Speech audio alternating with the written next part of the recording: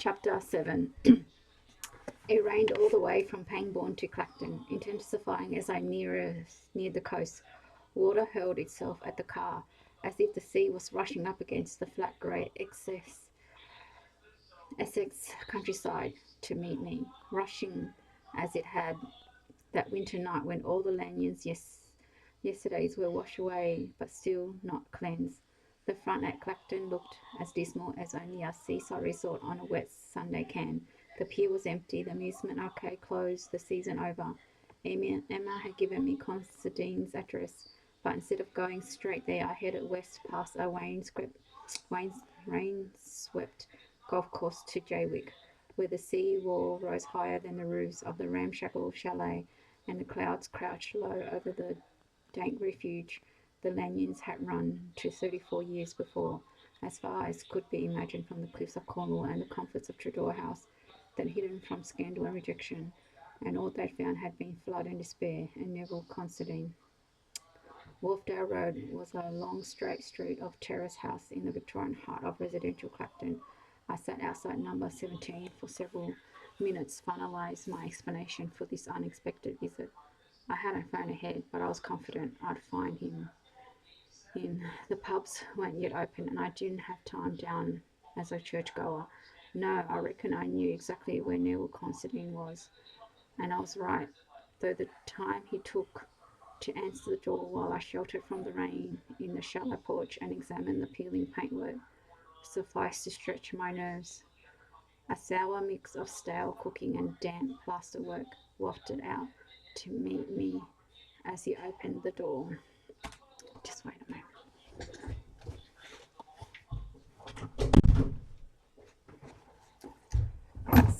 Sorry, I just had to close the door. Okay. He stepped back in momentary surprise, then gave me his thin-lipped smile. At once I thought of Emma and why she'd have gone to any lengths to escape this man. Mr. Napier, what an unexpected pleasure.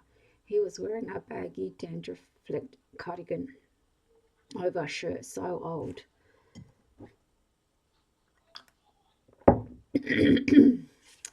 So old and worn that the collar looked as if it might soon detach itself completely. His trousers were threadbare and mottled with stains, crumpled at the ankles over bizarre, brand new Rupert Bear slippers.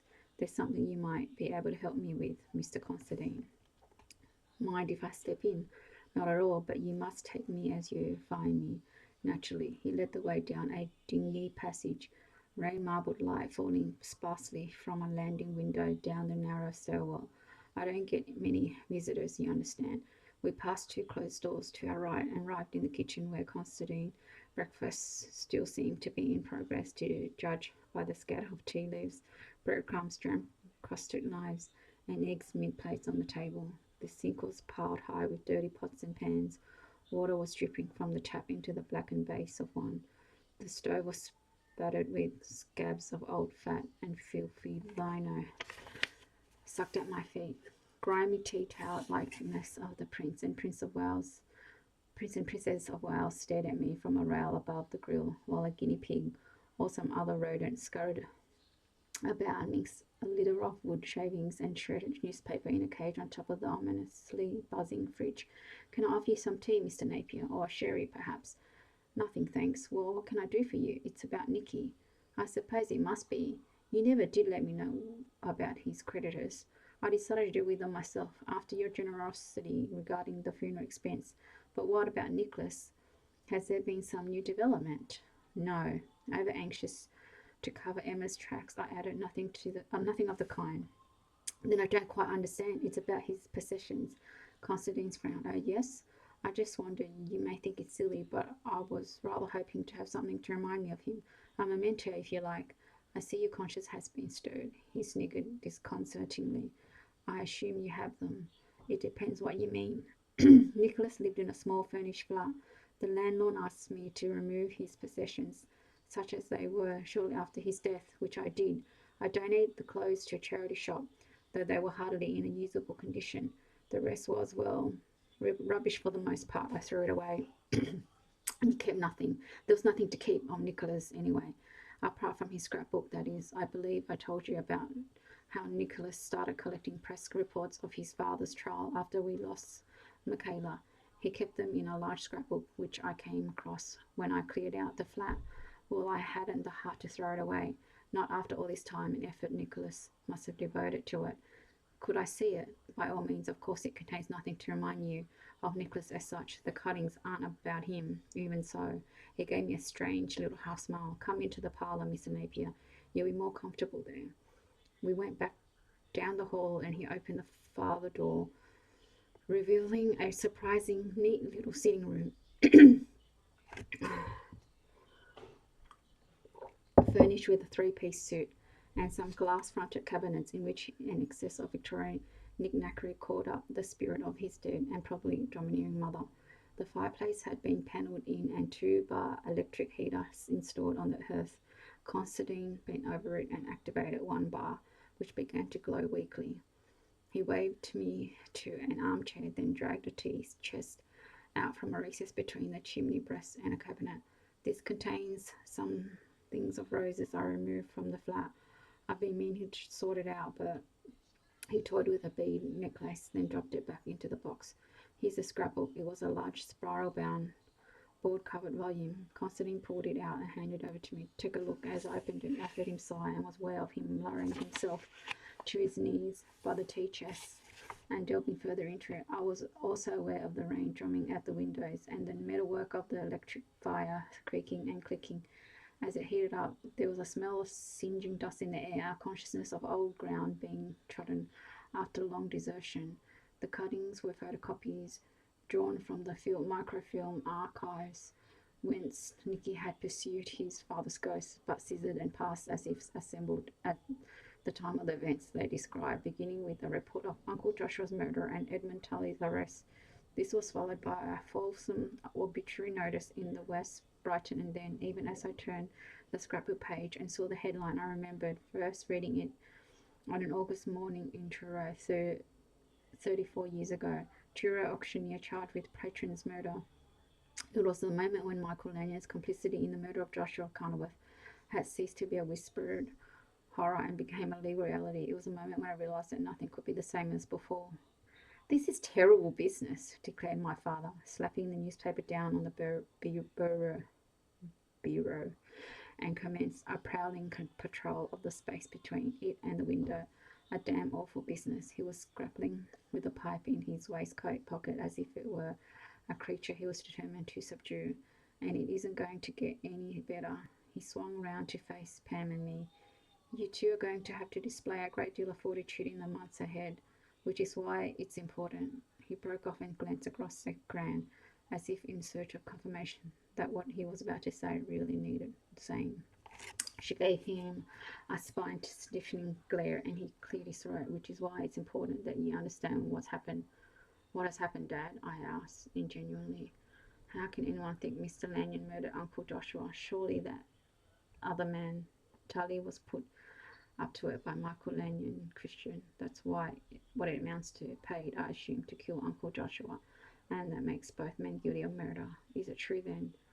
Put in Pam about Mr. Lanyon. I'm sure the police have clinching evidence. We must work on the assumption this is true. Aren't people supposed to be innocent until they're proven guilty? I had the immediate impression that this wasn't what I was supposed to say. I mean, aren't they? Don't narrow his gaze. Of course they are. Michael Lanyons will get a fair trial. This isn't about that. What is it about then? It's about how we deal with the Lanyons between now and the trial, snapped Gran, her impatience seemingly directed equally at Dad and me. As far as I'm concerned, they all have my brother's blood on their hands. Gosh, I mumbled, subdued by the recollection of the bloodstains at the foot of the Landon monument. It seems best to your grandmother. It seems best to grandmother and me, said Dad, with a hint of emollience in his tone, that we have nothing to do with them at all until this is settled. But I hesitantly began thinking of Nicky, whom I'd last seen tearful and confused on the lawn at the Trudeau house as the police drove his father away.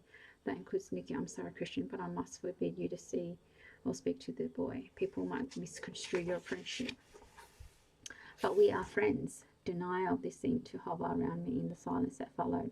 I understand why our holiday at Nansworthal had to be cancelled. I stumbled on protestingly, but surely That doesn't mean his father had a hand in your uncle's murder, Gran declared angrily. To my mind, you shouldn't want to see him, let alone still be complaining about a cancelled holiday. I'm not complaining. It sounds to me as if you were. Your uncle's funeral is on Friday. That's more important than how you occupy your spare time, my lad. The injustice as well as the irrelevance of this last jab left me dumbstruck. As if to diffuse this tension, Pam said calmly, why is Mr. Landon thought to have done this dreadful thing? It appears he's the sole beneficiary under Uncle Joshua's will, Dad replied. We can only suppose. Not a penny for his own flesh and blood, said Grant, and no one in particular. That's a crime on its own right. But it's bred a worse one. We can only suppose. Dad plugged on that he wanted to forestall the possibility of Uncle Joshua changing his will. More than a possibility, said Grant. It's why he wanted to see Cloak last Thursday. What brings us to walk down with him from Trudor House, Christian, said Dad. Didn't he more or less tell you that's what he was planning? I puzzled over the question for a moment, unable to believe Dad had so grossly misunderstood my account of our conversation. Eventually, since an answer of some kind seemed essential, I said, not really. Dan frowned at me. Well, you can only describe things as you remember them, I suppose, as you'll have to do this afternoon. Why? What's happened this afternoon? A policeman coming to see you, Inspector Treffy. He wants to ask you some questions. What about? Just tell him as much as you can, Christian. That's all you need to do. There's nothing to worry about. He stepped over and gave me an encouraging pat on the shoulder. Easier than an end-of-term exam. Can I ask something else, Dad? Pam said hesitatingly. What is it? About Uncle Joshua's will. You said Mr. Langdon's the sole beneficiary. Does that make him wealthy now? No, it doesn't. Why not? The murder changes everything. He can't inherit if he's convicted. Then who will? Dad grimaced and looked away. The question seemed to discompose him. But not Grant. I will, she declared with quiet firmness, as I always should have done. I flicked on through the scrapbook page. Michael Lanyon, committal and trial with Edmund Tully for the murder of Joshua Carnaworth, was faithfully chronicled in photocopied newspapers reports spanning the late summer and autumn of 1947. The Nicky who worked his 20s and 30s as a librarian had compiled this calmly and methodically in secret tribute to the wrong man he believed his father to have been. There were no scrawled protests in the margins to speak of what he did. I had to imagine that as I scanned the successive headlines, Lanyon and Tully sent for trial. Prosecution opens case against Lanyon and Tully. Edmund Tully changes plea and describes murderous conspiracy with Michael Lanyon. Jury finds Michael Lanyon guilty of murder. He and Edmund Tully sentenced to death. Edmund Tully reprieved, sentence commuted to life imprisonment. Michael Lanyon to hang today. No reprieve expected, nor was there any. I knew that, just as Nicky had known, maybe explained why he'd refrained from including a report of the hanging itself. There was no more to be said or read. After the morning of execution, only blank pages and a blank running to its end. But that wasn't quite true. As I closed the book, a loose edge of paper slid out from the back. Reopening it at the last page, I saw a cutting had been slipped inside the rear cover, as if Nicky had planned to trim and paste it in, but had forgotten to do so. It was a genuine cutting, as distinct from the photocopy and more recent than others. The West Brighton for 25th of May 1967 was a journal he shouldn't logically have had access to, given how far Clacton was from Truro, but there it nevertheless was, and the article he'd cut out of it was nothing less than a retirement tribute to Detective Superintendent George Treffry of the Cornwall Constabulary, the man whose 20 years before, as a mere inspector, had found himself tackling the most sensational case of his entire career in the course of what he called the Napier House in Crescent Road, Truro, to interview its youngest occupant. He was a big man, taller and squarer than my father, but about the same age, with a bristling moustache and spiky hair. He wore a faded brown mustard striped suit that made him look like a figure in a sepia photograph, and seemed even more uncomfortable than I felt, twitching at his shirt collar and dabbing at his sweet sheen forehead with a red handkerchief large enough to make a pirate's hat. It was certainly hot, stifling, so where Mum had installed us in the sitting room, with the sunlight streaming in through the conservatory. But I had the impression there was more to Inspector Treffry's discomfort than that. Perhaps he wasn't at his ease with children. Perhaps he wasn't at his ease with the Lanyon's case at all. Your parents tell me you're at tourist school, Christian, he remarks with what was supposed to be a reassuring smile. I start next month, sir. Excited about it? Well, I haven't thought about it much really, but with everything that's happened, no, of course not. He gulped down some of his tea. It's an account of what's happened that I asked your parents if I could speak to you. You don't mind, do you? No, sir. I gather from them that you saw your uncle just a few hours before. He left the sentence hanging and waved his hand by way of the conclusion. Yes, sir. We walked down from Truro House to the cathedral together. Did he say where he was going on to? Lemon Street, to see his solicitor. Treffy nodded. Did he say why? Not exactly, sir. What did he say exactly? I recounted our conversation as accurately as I could. Even mentioned Uncle Joshua's parting gift of £0.50. There's a coincidence, said Treffy. I wanted to see my darling Clementine myself, but something cropped up. He sighed. Did your uncle seem angry about anything, Christian? No, sir. He was fairly jolly, actually. And Michael Lanyon, last time you saw him, was he fairly jolly? Yes, sir. Ever seen him with this man? He handed me a photograph. I recognised the subject at once and nodded in reply. Where? Cold Quiet and Jew's Yard, sir. When would that have been? Towards the end of last month. Friendly, were they? To each other, I mean? Not really friendly, no. More, he cocked on a brow at me, waiting patiently for me to continue. More like they knew each other, but not as friends. Did Mr. Lanyon give him anything that you saw? Something, but I don't know what it was. Money?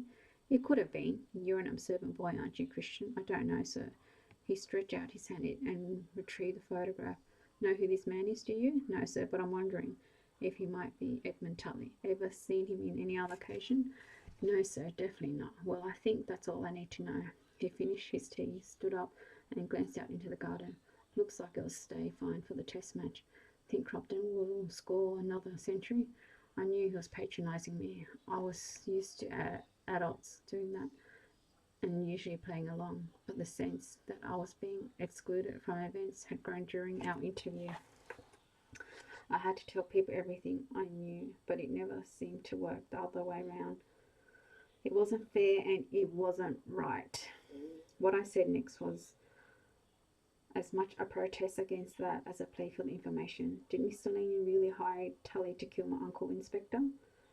Treffry gave me a kindly frown, and I realised the convention of our relationships weren't to be so easily overborne.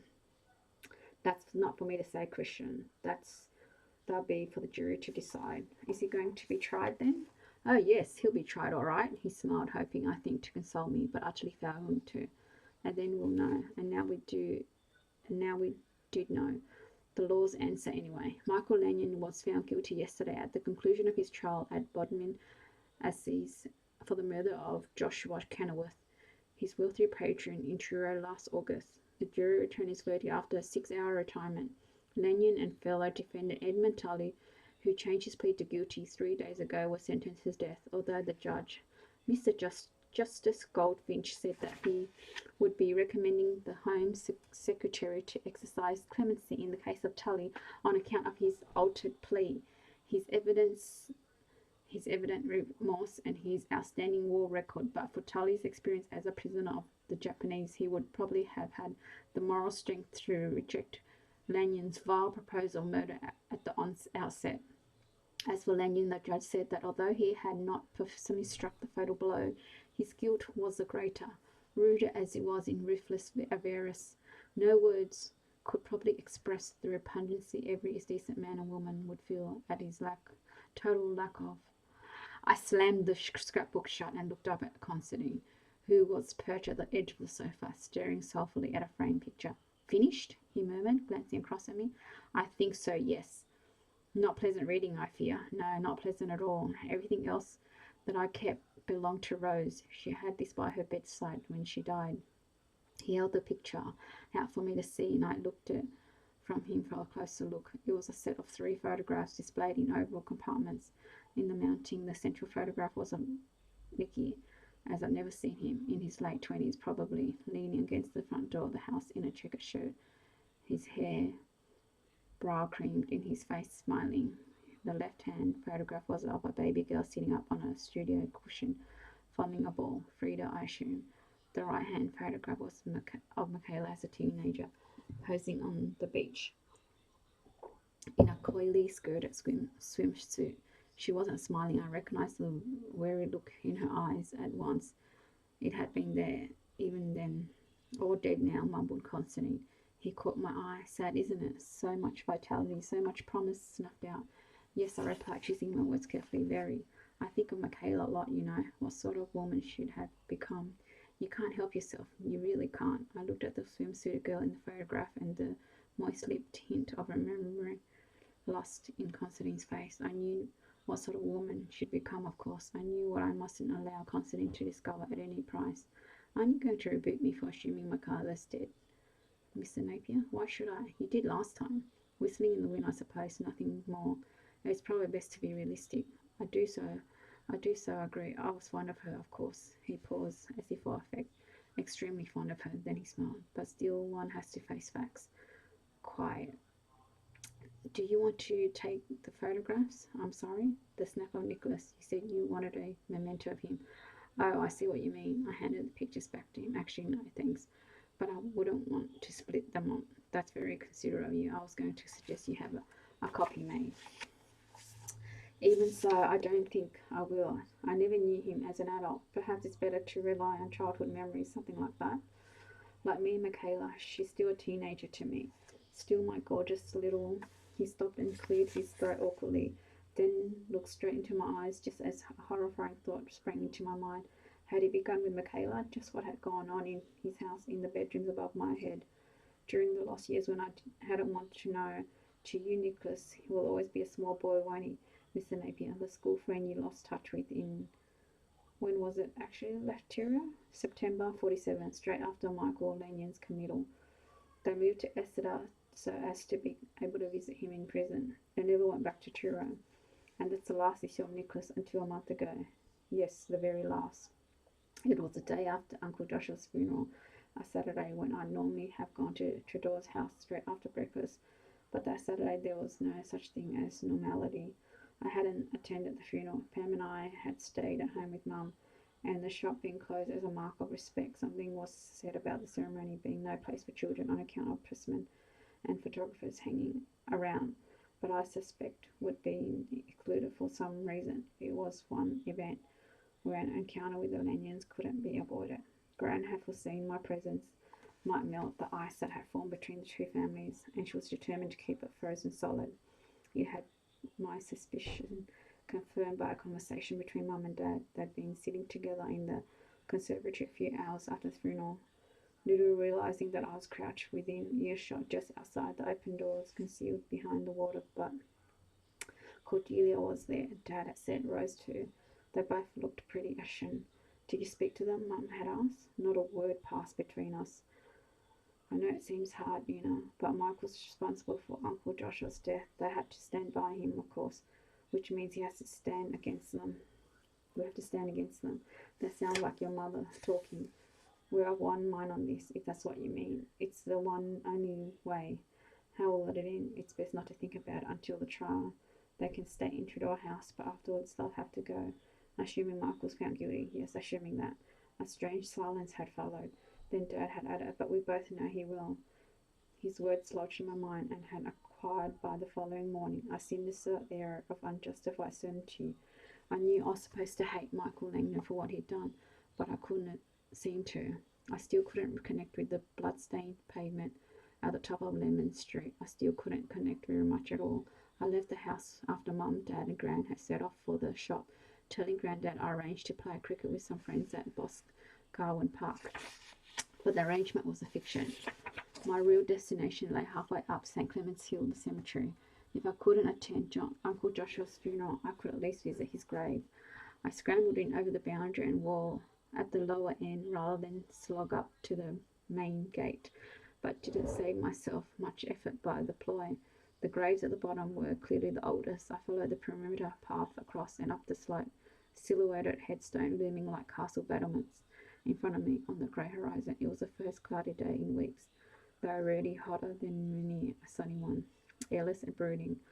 A fly buzzed obstinately around me as I went, and my shirt clung clammily to my back. As I climbed, I made out the hummock shape of a freshly filled grave ahead and saw the splash coloured of the greaves laid around it. And in the same moment, I saw Nicky. He was standing beside the grave, staring at the piled earth, stooping every now and again to gather scattered soil from the grass and toss it amongst the clods. His mouth was open, his face slack and expressionless, his hair plastered with sweat. He was so absorbed in what he was doing that he didn't see me coming until the very last moment. Then, just as I was about to speak, he started violently and whirled around to look at me. I smiled, but he didn't. Mum and Dad wouldn't let me go to the funeral, I began. I suppose you didn't. Your mum and dad think my daddy murdered Uncle Joshua. What do you think? I should have found some reply, but my thoughts on the issue were so confused that I could only stare back at him and venture a hopeless shrug. Daddy didn't do it. I know he didn't. You know too, don't you? His eyes pleaded with me to say yes, or simply nod my head in agreement. Then we could unite as friends in defence of his father. But my parents and grandparents were convinced of Michael Lanyon's guilt. I didn't know how strong or weak the evidence was, but I knew they believed it, and I was part of their certainty, bound to it just as firmly as Nicky was to his father's innocence.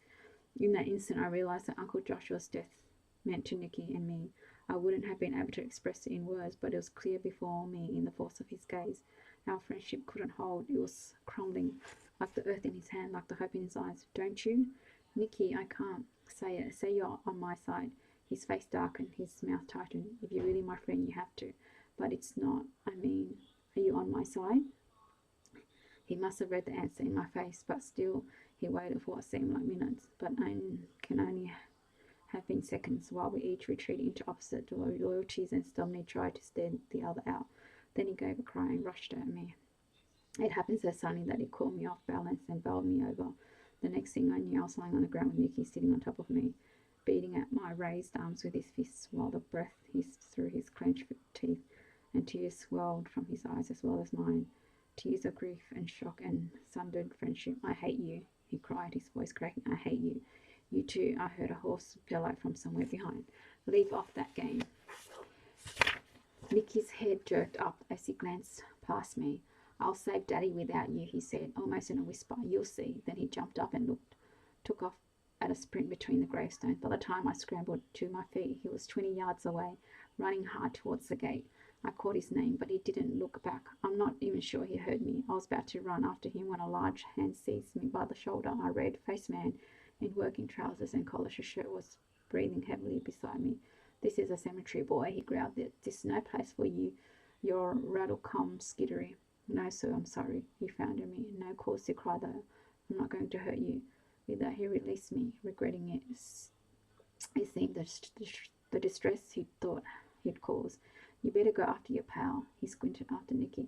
He's going like a long dog. There's no point, I murmured. I suppose you know where he's going well enough. I nodded in vague agreement. The truth was too bitter and complicated to explain. Nicky's destination was actually irrelevant. Whether he was going, I couldn't follow, not anymore. There was nothing else for Nicky in the chest. Constantine had told me there wasn't, but he didn't seem surprised when I insisted on checking for myself. If Nicky had tracked down Tully, then he'd either kept no record of his whereabouts, or, which was an even more frustrating possibility, Constantine had destroyed it, flung it, along with 100 other scraps and traces of my dear best friends, onto the municipal tip for the rats to nibble and seagulls to peck. Sorry, you're leaving empty-handed, Mr. Napier, said Constantine as he saw me to the door. His expression suggested he was anything but. It can't be helped. So little can I find. Shall I be seeing you at the inquest? You're going down to Truro for it? Well, yes, the coroner wants me to give evidence about Nicholas' state of mind in recent months. I had a letter from him yesterday. It's scheduled for the 26th of this month. Didn't you know? No, you surprised me. I thought you'd be asked to testify as well. Perhaps my letter's in the post. Perhaps so. Of course, as you see, evidence as such about my stepson's condition is in short supply. It is now, certainly. Constantine gave me one of his sly little half smiles. Well, as I said, I'm sorry you have a wasted journey. Me too. I smiled back grimly, content to let him believe I'd gained nothing from my visit. But that wasn't true. There was people who knew where Tully was. There had to be the policeman who'd put him behind bars in 1947 could be one of them. According to his retirement tribute, Superintendent Treffy had planned to spend his declining years in a cottage he bought overlooking the harbour in St. Maur's. The chances were he was still alive and still in St. Maur's. Maybe that was why Nicky had kept the cutting. Maybe that was the piece of evidence I needed. Thank you for listening.